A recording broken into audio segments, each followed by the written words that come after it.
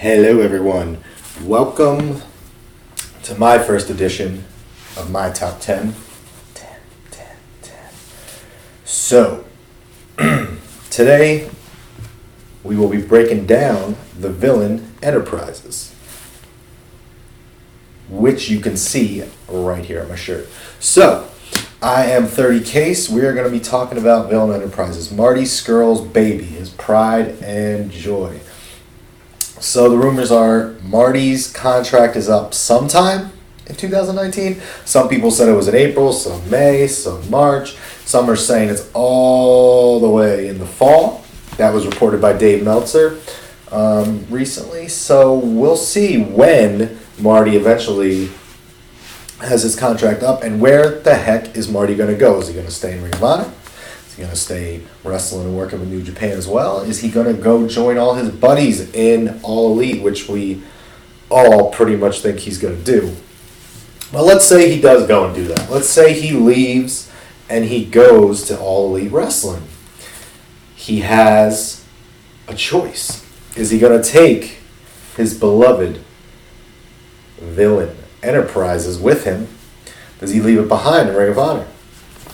Let's just say, for sake of argument for this video, Marty is going to take him with him. So Marty is going to take All Elite Wrestling by storm with the villain enterprises. And let's just say, for sake of argument for this video, that Brody King and PCO are going to stay in Ring of Honor. And let's just say, for the sake of this video, that the next 10 people I list are going to join AEW and Villain Enterprises. Is that fair? Can we do that for a couple minutes here? This right here, this is my wonderful, wonderful villain cat, Filipina. So, Filipina is going to help me, and you guys can all help me as we start this top 10. Now, these are people from Impact, AEW, New Japan, Ring of Honor, WWE, the free agent cycle right now.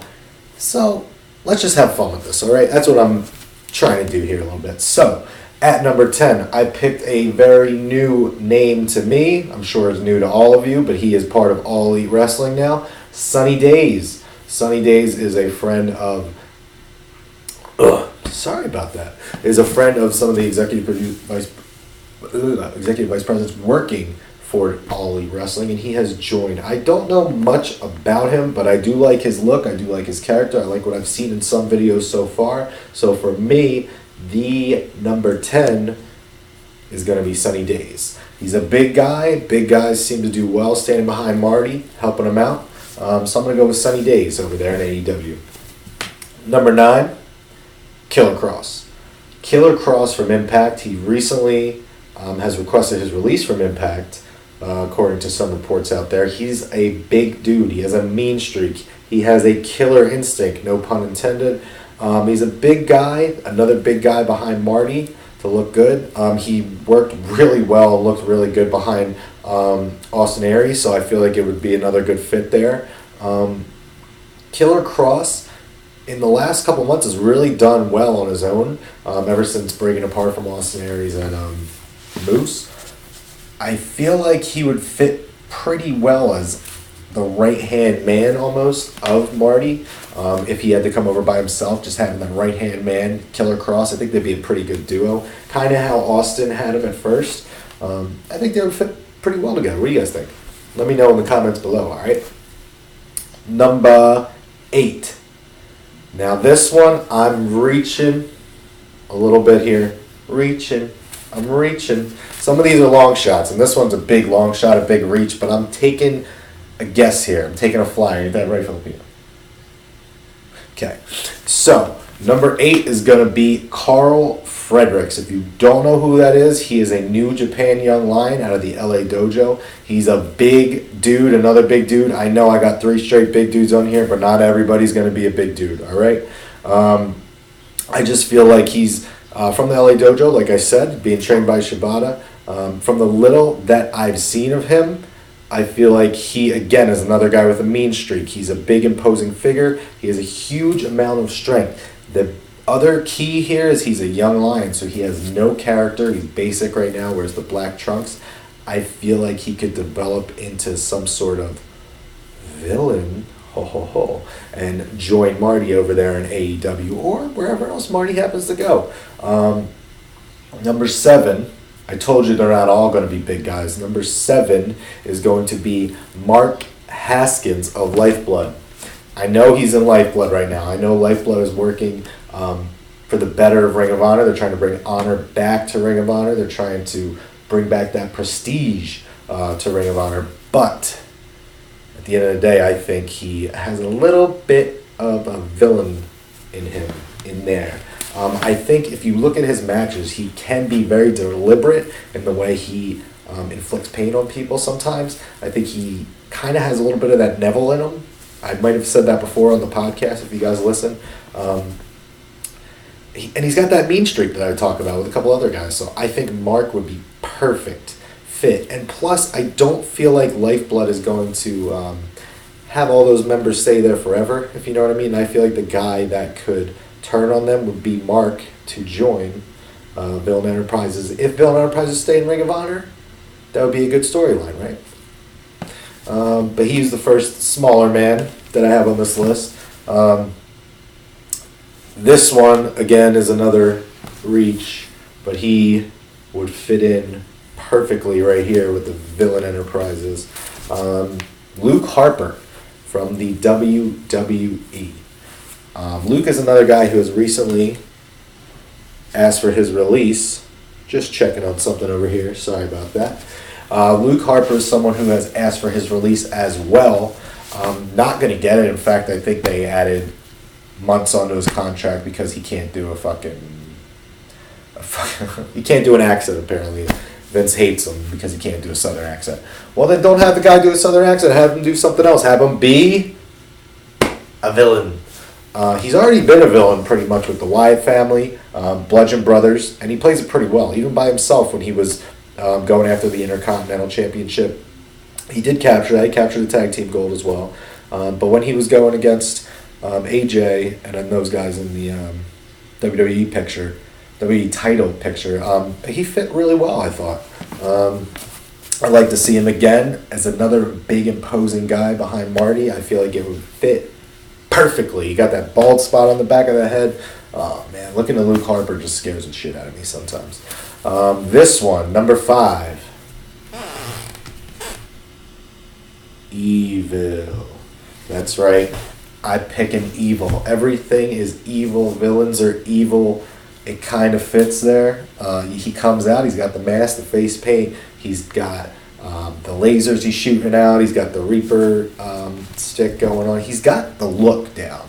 He can back it up in the ring. I don't know how you get him out of New Japan. Maybe he pulls a Shinsuke Nakamura and he just wants to leave. But another tag team guy that you got there that has held on to that tag team gold. He knows what it is to be part of a faction in the LIJ. Again, I think he would be perfect. I know that one is another reach as well. But I feel like Evil will be perfect alongside Marty too. Just my thoughts. You guys, again, let me know in the comments what you think. If you guys have anybody else that you think would fit that I didn't put on here. One guy I won't... so we're getting down to the bottom here, the bottom 4. But one guy I put as my honorable mention, I didn't put him on this list, would be Eddie Edwards. So Eddie Edwards had that recent, well, not recent, but he's been going a little bit crazy with his kendo stick ever since the incident with Sammy and the bat and the chair, and if you remember a while back. I feel like he's just outside this top 10 for me, but I feel like he would be in there too. Number 4 is the Horror King, Vinny Marseglia from Ring of Honor. Break up the kingdom, give me the Horror King, and give me the villain together. He comes down with his axe. He's got the balloons every now and then. He's crazy. We know that. His name is the Horror King. He should not be in the kingdom. He should be in the Villain Enterprises. I didn't like him at first, but he's grown on me just like a couple other people have grown on me over the years. And the more I see him, the more I like. He even got involved with that axe recently against Matt Taven in Matt Taven's match against PCO. So you see him, he's got the tactics, the heel tactics, he's got the look, he's got the name. Put him in there. Put him in there with Villain Enterprises, baby. This next one is another reach. It's a long shot, if you will. Stick with me on this one, though. Pentagon Jr. As far as in-ring work goes, I don't even think we need to talk about that. He is up there with the best of them in the world, as is Marty, as are a few other guys on this list. So in-ring work, we don't need to talk about that. He's good. He's got it. The part that I like about him is even as a face, he's still such a heel. But people love him so much that they will cheer anything this guy does. Remind you of anything? I mean, he's got the look. He basically, on his face, paints a skull. He's dark. He's got all black most of the time. He doesn't back down from anybody. And I just think if you look back to some of the stuff that he did in Lucha Underground, he did a lot of villain type things throughout. I know that the Black Lotus Triad, I think that's what they were called. If you look back at that, they were supposed to be heels, but that clash was a lot of things he did there really set it off. I just think right now might not be the best time because he's kind of with Phoenix and their faces and they're all beloved by all the fans. But I think somewhere down the line, if you want to get people talking, you put him in with Marty and Villain Enterprises in AEW. That's what I think. Him, Sunny Days, all of them. AEW, we're taking over. Villain Enterprises is taking over. The next one, number 2, I got another guy here from Impact Wrestling. Another guy who this guy considers himself the draw of professional wrestling. Another guy who likes to use a bat. Another guy who has a faction of his own and does some pretty mean things. Sami Callihan. Sami Callihan is one of the baddest dudes out there. He doesn't back down from anybody. And I think he would fit perfectly in this faction. He has had some amazing matches with guys like Jimmy Havoc, who... The one match I saw them in, it popped in my head, that's why I had to stop for a second. We went to one of the Impact shows over the WrestleMania weekend, and those two fought it out. And dropping the Legos, they brought out the Legos and did that's probably my favorite thing in wrestling is when someone can bring out Legos and use them as a weapon because it's even better than thumbtacks in my opinion. I love it. Sami Callihan. So another guy I was going to put on this list who just missed it for me, who's in the same kind of category as Darby Allin. So Darby Allin just missed it too because I love his look. But he is... If you haven't watched The Wrestlers, the new show on Viceland that is... It just started this past week, but they did a series on Evolve. And if you don't already love Darby Allin, go watch that because his match... He busts his elbow up and everything during his match with Ethan Page. He's basically just holding his elbow together while he's taking a beating for the rest of the match. It's great. But Darby Allin was just outside of it too. But number one,